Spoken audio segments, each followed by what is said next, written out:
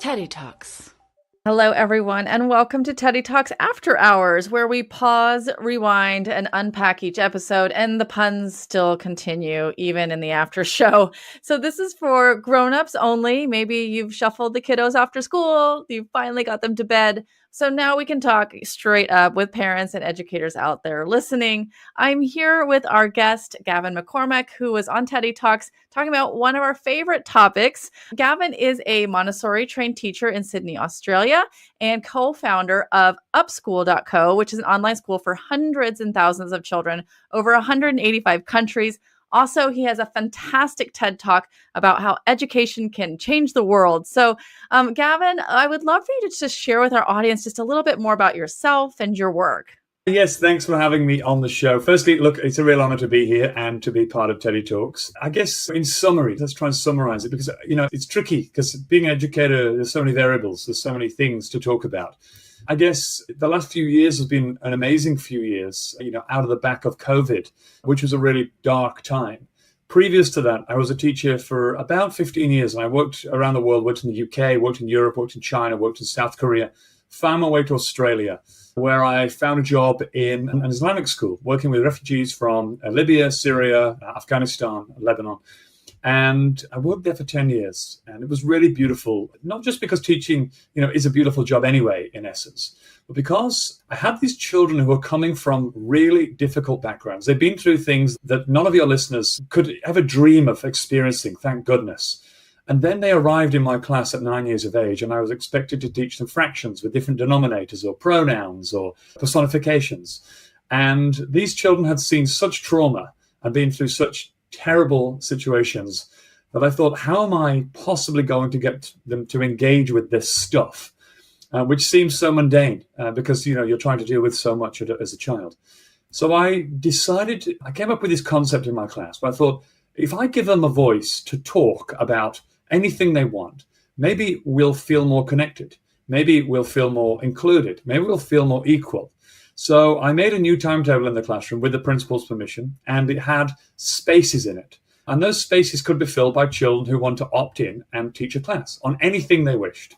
But I kind of guided them towards teaching us about them and who they were and where they'd been and their journey, in the hope that they would be able to talk about some of the things they'd been through and seen and experienced and felt. And that would be some kind of therapy and also would make us more connected and have empathy for each other. So I started this journey and I opened up the new curriculum in the class and I said, this is the deal. And it took a couple of weeks until the first child said, hey, I'd like to take a slot next week, please. And he was from Afghanistan and he came in his traditional clothing with some food that he'd made at home. And we all got to taste it. I sat in his chair and he took the front of the class. He was only 9. And it was the most beautiful moment ever because he told us his full story. And it was quite traumatic, actually, because he'd escaped war. He'd traveled across the whole world. His mum had lost his brother on the journey. And they died in the sea. Their boat had capsized. Anyway, all this stuff. But you could see at the end that when he'd finished, every other child wanted to then take a slot because they had a story to tell. And I also had a story to tell. So I took a slot and, we all became so connected. It was ridiculous. But then after everyone had told their story, it came to a point where people started to teach lessons that were interesting to them about space or, science, planets, geography, whatever it was. Anyway, this carried on for about 6 months until the Department of Education came for a surprise visit in our school to do an inspection. And, they just turned up out of the blue. A lady came in my room. Her name was Sue Bremner. I remember her name. She studied my class. And she appeared at the worst time. It was the time when I was sitting in a child's chair and a child was teaching the class. And she sat there and I sat in the child's chair and I was petrified. Oh my goodness, I failed this. My principal's going to be so upset with me. At the end, she said, I didn't realize there were any Montessori teachers working here. And I said, I'm not a Montessori teacher. What is it? And she said, well, you are, but you don't know. You've got all the Montessori attributes. What you're doing is very Montessori. Anyway, she said, you really need to go and inspect a Montessori school. I think you'll find something interesting about that. So then I headed off to a Montessori school to have a look. And when I saw it, I was like, wow, this is everything I dreamed that education could be. So I retrained as a Montessori teacher. Then I became a Montessori school principal. I had my own school and my own preschool. And then what happened was I started to want to do something bigger than that. I had about 700 kids in my school. And I'm a climber, so I'm always in the Himalayas, and I've been to lots of places where schools were, really run down and have no resources. So I decided to use my community as a school principal to build schools in Nepal. And over 5 years, we built 10 schools in the Himalayas as a community. I said, look, a fans community, here are the pictures, here's the building, we need to renovate it. The kids would do all this amazing stuff. I'd fly to the Himalayas with all the money and the resources, and we'd build an entire school. And then I'd come back and the kids would say, I want to do that again. And so our kids kept doing it every school holidays for about 5 years. And then when COVID hit, I realized that I needed to do something bigger than just run a school. So I opened Up School, and Up with a friend of mine, Richard Mills. And Up School is an online school where basically children around the world can come to school for free, completely for free. We started with, a couple of kids. Now we have hundreds of thousands of children come every day from almost every country in the world. And it's getting out of control. It's growing so crazily fast. We're so proud of what's happening around the world. And that's my work now. I design courses, I write courses, I travel around the world and record lessons from the top of Mount Everest, or I've been to Antarctica, the North Pole, Costa Rica, everywhere. And it will continue because we believe that if you can't take the child to the world, you should bring the world to them. So we go and a lesson in front of a polar bear, for example. The polar bear's right behind me on a piece of ice, 700 kilos. And I say, this week we're learning all about polar bears, and the polar bear's right there. So the children have this, the 7 steps of Kevin Bacon. They're like, hey, that's my teacher, and he's next to a polar bear. So it's really real because, and I'll finish with this, because, we tell our children to take care of the ice caps, right? It's on almost every curriculum in the planet, SDG 13. Climate change. But if you're living in Nepal, for example, or Bangladesh, there is a 0% chance, almost, that you will ever see a piece of ice, in actual fact, floating in the water. In fact, you probably won't even hear a wave in the ocean for your entire life. So the idea is, if we want them to care for the planet on which they live, we have to make them connected to it somehow. A textbook doesn't do that, unfortunately. A YouTube video with a random person is not the thing, but your teacher who's there every day. And potentially that's more of a connection, so our children will feel this kind of, connectedness to the planet. And that's what it is, and that's what we're doing, and it's amazing, and I love it. Wow, thank you so much for sharing that backstory. And I think what I love about it the most is, first off, I'm a Montessori child. My mother had a Montessori school, so that's a form of connection too. And I love the relationship-based trauma-informed lens with which you came. And then also that led to learning because it was fun, engaging, and connected. And it really does sound like a lot of fun for kids to be seeing their teacher hanging out with elephants and polar bears. And I think that's one of the reasons we were so excited to have you on Teddy Talks, is because we were talking about curiosity, and we're talking about fun, and we're talking about learning. And we know that underneath all of that is relationship. So the audience might find this fun. This is just kind of a window into the behind the scenes of Teddy Talks. So I was emailing you about being on this episode, and then I was like, hey, fun fact, I was born in Sydney, and I lost my cool accent, unfortunately. And then you responded with another fun fact. Do you remember what it was? And I'll remind you if you don't.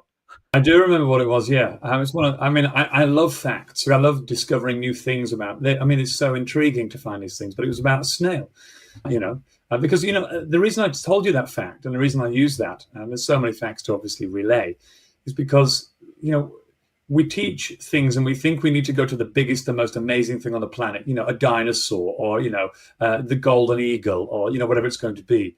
But actually, if you look closely at some of our tiniest creatures or plants on the planet, you'll find some amazing facts. So the fact was that a snail has more teeth than any creature on Earth, 17,000 teeth, in fact. That is both fascinating and revolting all at the same time. And I had to stop myself from Googling it because I felt like I was going to see something I couldn't unsee. But anyway, it is a very fun fact.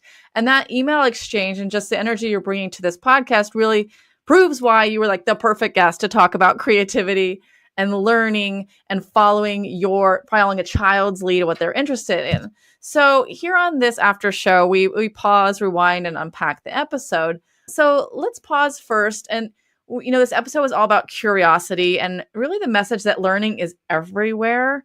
So you explained a little bit about your background, but why is this topic important to you? When you got an email from some random person in the United States who said, be on our Teddy Talk show, what was intriguing to it about that for you? Why is this topic important? Well, I've got to be honest with you. I get about 10 messages a day to be on podcasts, okay? And more often than not, I don't attend those podcasts because I always go in the back end and do my due diligence and have a look around, see what these guys are up to, because quite often they're just trying to leverage, can we use this person? They've got a big following and they've been on our podcast, we'll get more listeners. And when I looked at what you were doing and you sent me the script about the Teddy Talk and, the message that was in there, in that script for the show that we were recording was so lovely. It was just so nice. And I sat at nighttime, me and my partner, and we rehearsed the script. She goes, "You don't need to rehearse, Gav. You do this all the time." I said, "Come on, let's do it." And, at the end, she said, "God, what a lovely message for children to understand." And I said, "Yeah, So, what was really lovely and what's really lovely about what you're doing is that, it's not about clicks, likes, money, revenue. It's actually about that core principle of making the world better. And that's what I've dedicated my life to that. I could go and work in the Middle East and run a school for $1 million a year. No problem. I have job offers coming in all the time in a non-egotistical way. I'm just saying. But it's not for me. It's not for me. I won't later on be proud of that. But I will be proud of being on this podcast. I will be proud of being part of Teddy Talks. I will be proud about running a school for free where children can come and attend school if they can't get to school. And so it's about that, isn't it? I think that's a really core principle for me in the background is you have to model the behavior you wish to view in everybody around you.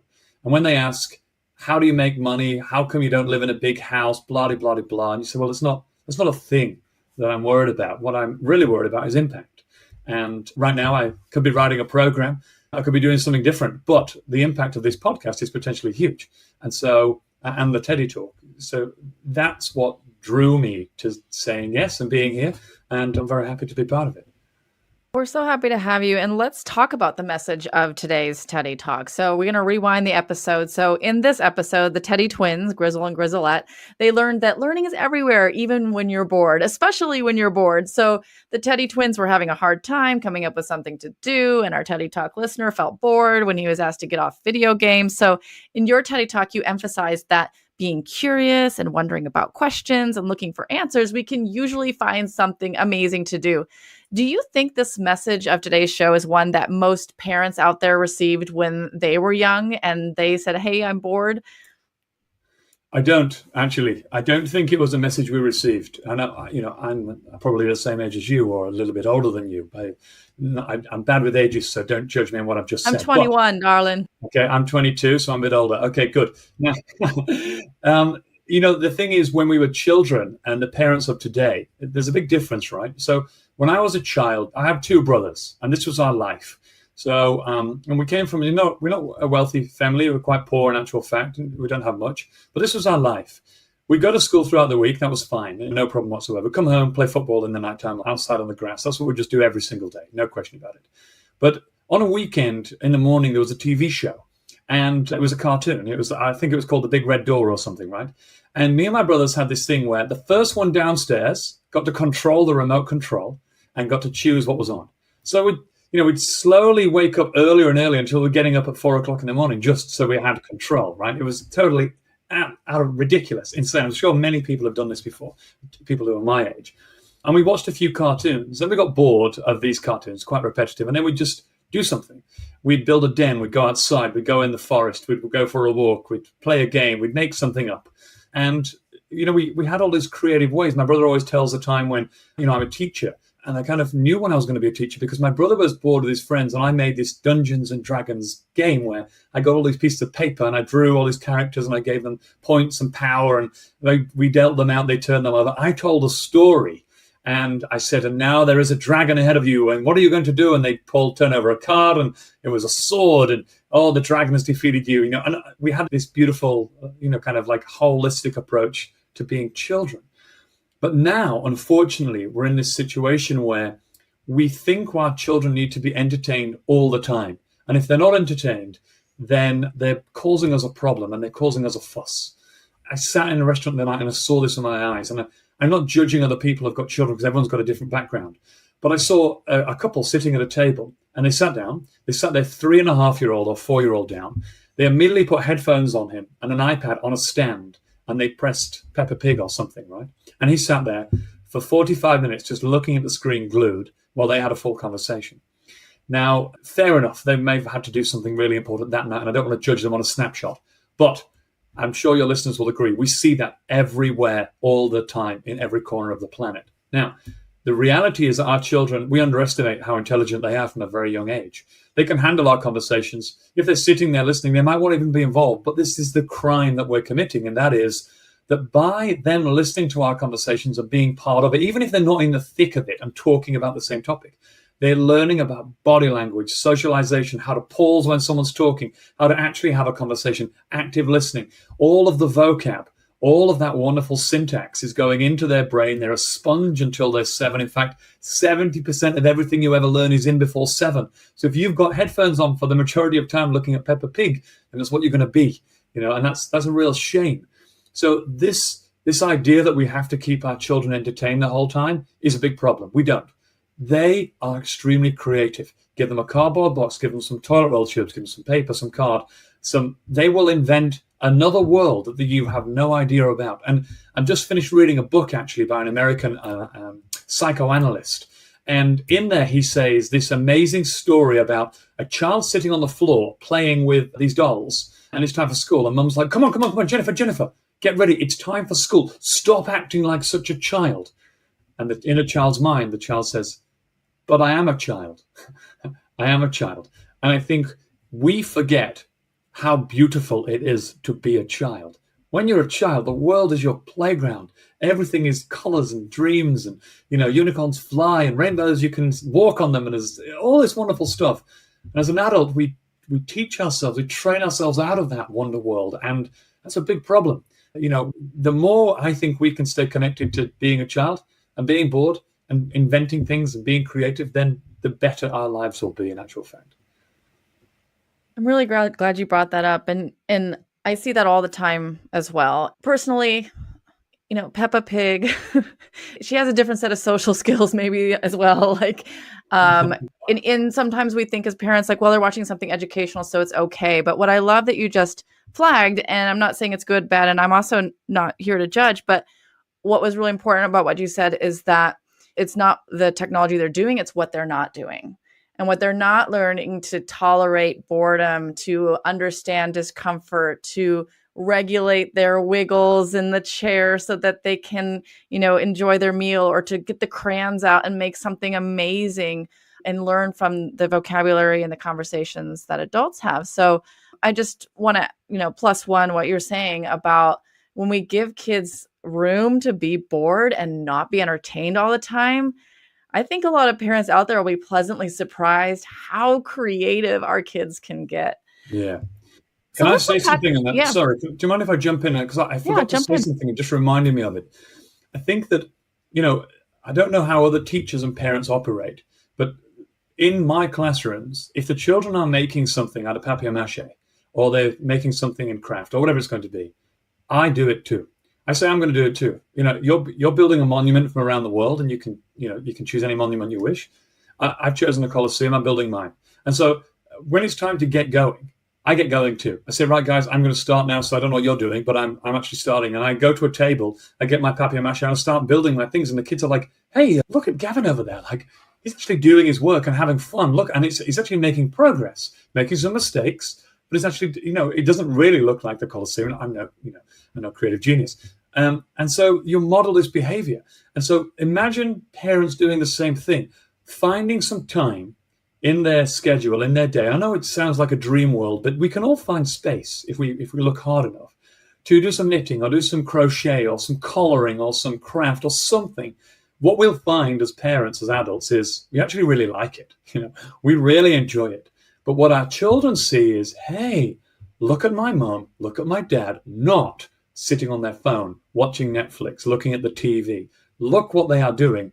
It's okay to do that too. I'm going to try some cool things that maybe I'll make mistakes at. And when I was running my school, we had this initiative where we decided that we needed well-being. We needed mindfulness, meditation, and well-being, but we didn't want to have a meditation, mindfulness, and well-being class. We didn't want to do that. We didn't want to label it with this stigma. And we thought, when is the best time to have this time? Now, after playtime at lunch, 12 till 12:30, kids are running around, oh my goodness, let's play. And they're all very hyper, and Australia is a very hot country. So they come in at 12:30, sweating. They're flabbergasted, they're exhausted. And we decided that was the time. Now we had a conversation, what would be the best thing that the kids could do in this time? So we wanted to give them some options. We said, in this time, 12 to 12:30, here are some options that you can take on. There was silent art. There was all these different things you could do. But the teachers decided what would be really great would be some silent reading. Now, lots of schools around the world say it's now silent reading time. You will read silently. The kids are like, you know what, I don't want to read silently because I don't enjoy it. I want to do something else. So the teachers in my school decided this is what we're going to do. We'll give the children a choice of what they can do within the parameters of this, kind of meditative mindfulness time. So it was all very calm.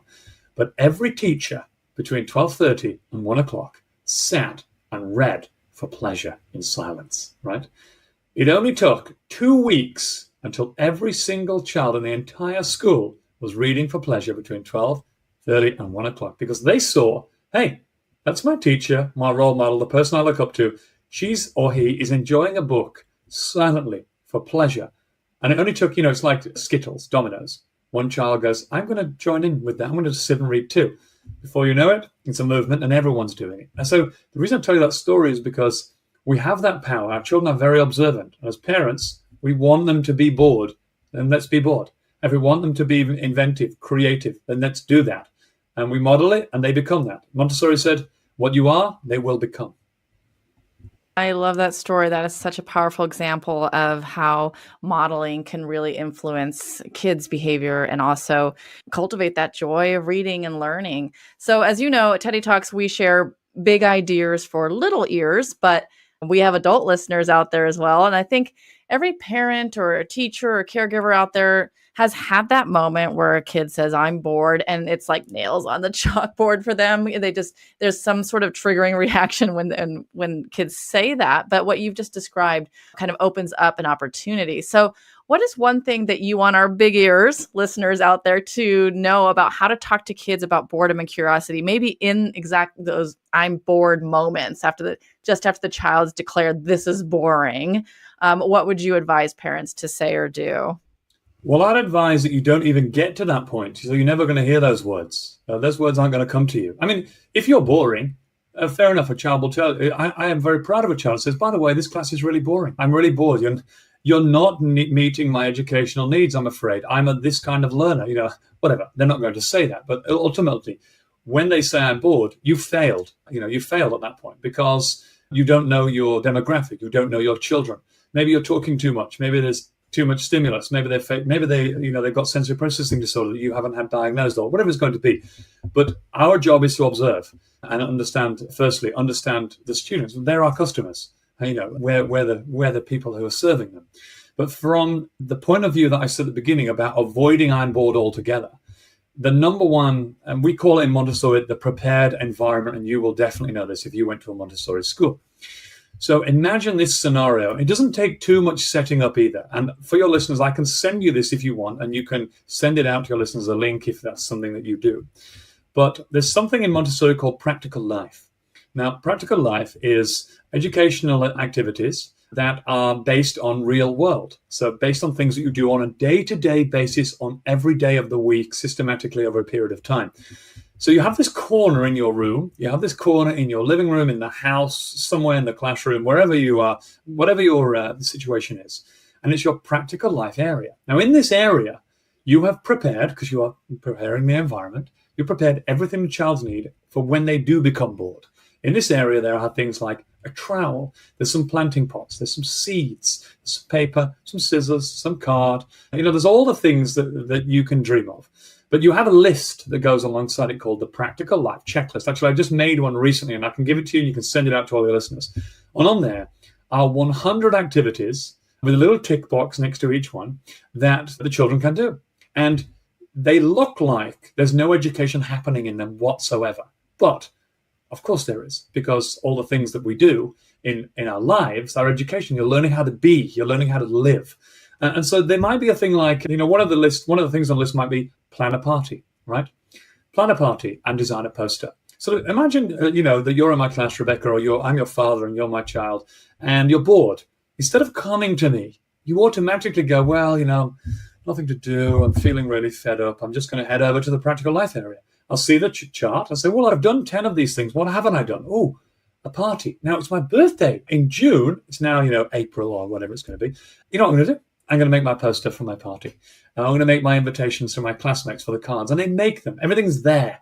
And they make it.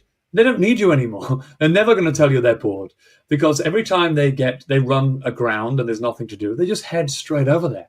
And I've seen this in class time and time again. It is amazing, because in Montessori you have a rule, which is I don't disturb people if they're busy. I just don't disturb people. So if other people are working and learning, I just don't go talk to them. And if the teacher's busy one-on-one working with the child who needs some extra help, I'm not going to disturb him either. I'm heading straight over to the practical life. My work, which I'm stuck on, or my boredom, which I'm facing, can wait. It's no problem. I'll get to that later when there's a space with my teacher. And then you'll find what happens is people just go to the practical life area and all these wonderful things are happening in the room, and you didn't have to give any instructions. And they never came to you to say I'm bored, because when they got bored, they knew exactly what to do. It's a simple thing. It takes a bit of prep at the beginning, but once it's established, all you need to do is keep adding to it. You buy a bit of potting soil, you go to the bric-a-brac shop and you find something like an old teddy bear. It's got only one eye and it's got a bit of fluff coming out of its paw. And one of your things is repair the teddy bear. And there's a needle and thread, and the kids, they do that. And it's such a beautiful thing to have, and it works so effectively. I love that, because it's so practical, pun intended, strategy for parents and teachers out there. And listen to what the kids are doing when they're planning a party. That's executive functioning, that's reading, that's writing, that's fine motor of cutting. And so there's so many things. And there's also social skills with, I want to use the cool scissors, and they're already taken. And so much learning goes on in an unstructured way. And I'm glad you brought up bears, okay? Because we are ending the podcast with a very big bonus question for you. And I don't know, maybe I could put Grizzlette, my bear, in the practical life section, because she's actually missing her nose. It has been loved off. This is my childhood bear. Did you know that Grizzlette is actually a real bear in real life? I didn't know that, no, but fun now fact. I can see it. Yes. Wow. Full amazing. of fun facts. And Grizzle was my sister's bear, and we used to play it out, and I used to set her up and teach her how to read. And so all of these things come with it. We know that the play is often the language of the child, and it helps them work through things. So the very big bonus question is, do you remember having a favorite item from childhood, like a childhood bear or a lovey? Tell us a story. Well, I do have a little bear, actually. So I have a bear that I've kept my whole life. When I was a little baby, I was in the garden. I think I was 2, and I escaped the garden. My parents didn't see me. My parents were talking to my grandfather. And I apparently, although I don't remember this, I was very young, I wandered out onto a main road, and I was about to be run over. And the neighbor grabbed me from my doom and pulled me out of the road. I was a little baby wandering into the street, and basically we were meters away from being squashed by a car. And then she gave me a Winnie the Pooh bear. And I still have it. So it's by my bed. I take it everywhere with me, keep it with me the whole time. It's like my good luck charm. I have 2 cats now, and they snuggle up with it too. So yes, I do have a little thing. I think it's lovely to have a little comfort blanket, something that's been with you your whole life. Why not? I love it. And when we ask this question of guests, everyone's like, I still have Binky, or whatever their names are that kids come up with. And I think it's just a wonderful reminder, and comes full circle to what you're talking about, Gavin, which is that we all have fun and play inside. There's little ones inside every adult out there listening. And, these, bears and Winnie the Poohs and are out there to remind us that we can join in the fun. We can model for our kids, and really embrace this curiosity that learning is everywhere. So I can't thank you enough for saying yes to us and Teddy Talks, and spreading our message for parents and little ones out there. So thank you, everyone. And we will see you all on the next episode of Teddy Talks. Teddy Talks. Teddy Talks. Teddy Talks. Teddy Talks.